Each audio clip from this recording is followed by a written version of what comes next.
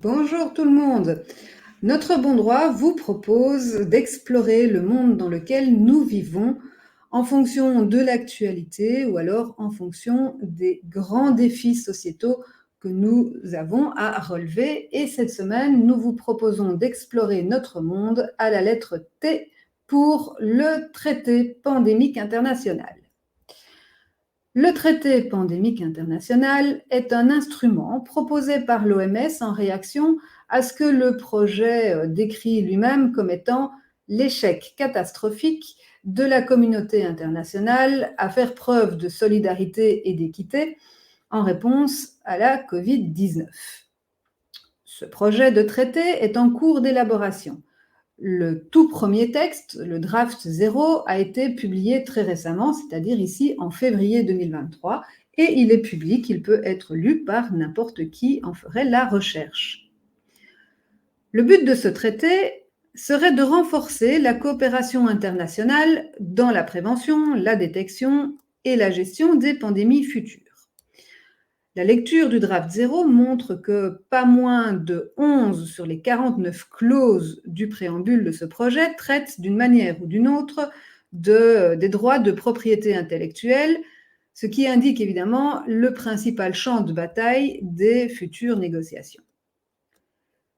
Ce projet traite de la façon dont devraient être partagés les disposables, c'est-à-dire les produits liés aux pandémies, pour que cette distribution soit plus équitable, et l'OMS propose que 20% de la production mondiale de ces disposables, c'est-à-dire le matériel de protection pour les soignants, les tests diagnostiques, les traitements, mais aussi les vaccins évidemment, lui soit alloué, et que parmi ces 10% soient donnés à l'OMS, et les 10 autres pourcents seraient achetés par l'OMS à des prix accessibles.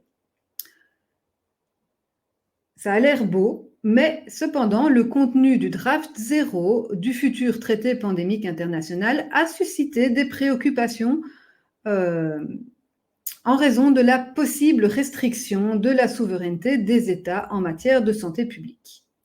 En effet, ce futur traité a pour objectif également de renforcer la capacité de l'OMS et des États membres de l'OMS à prévenir, à détecter et à répondre aux pandémies en créant des obligations légales plus claires et plus fortes pour les États membres, ainsi qu'en renforçant la coordination et la coopération internationale.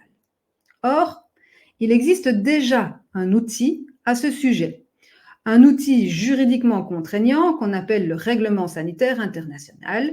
Et pour en savoir plus, je vous envoie à la lettre A pour amendement au Règlement sanitaire international. Certaines voix se sont donc faites entendre pour énoncer leur crainte que ce nouvel outil, le traité pandémique international, vienne renforcer de façon disproportionnée le Règlement sanitaire international. Ainsi, le draft 0 du traité pandémique international propose la création d'un système de surveillance mondiale des pandémies et la mise en place d'un mécanisme de partage des données et des échantillons biologiques.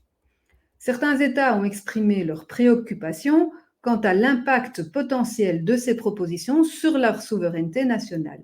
Ils craignent que le système de surveillance ne soit utilisé pour exercer un contrôle excessif sur leur politique de santé publique et que le partage des données et des échantillons ne compromette la sécurité et la confidentialité de ces données.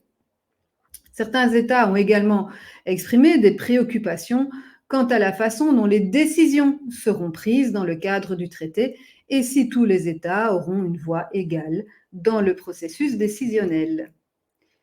Ce qu'il est important de souligner aujourd'hui, c'est que le draft 0 est un document préliminaire et que les discussions sont actuellement en cours. Le texte va donc évoluer souvent avant d'être soumis au vote définitif et avant d'être mis en application. Nous devons évidemment rester attentifs à la sortie des prochaines versions compte tenu des inquiétudes qui ont été exprimées à ce sujet. C'est important de rester attentif et de connaître le contenu exact de ce qui sera proposé au vote dans un futur plus ou moins lointain, parce qu'en apprenant à comprendre les enjeux sociaux, les enjeux politiques, les enjeux environnementaux, nous sommes nettement mieux équipés pour prendre des décisions éclairées et surtout participer de manière constructive à la vie de la communauté. Je vous invite donc à continuer vos apprentissages, notamment en vous abonnant à la page Facebook de Notre Bon Droit, à sa chaîne YouTube et surtout à sa newsletter pour que vous puissiez vous inscrire, si le cœur vous en dit, au centre de formation à la citoyenneté active et à la démocratie participative de Notre Bon Droit. En attendant, je vous dis à la semaine prochaine pour explorer notre monde avec une nouvelle lettre. À bientôt, bonne semaine.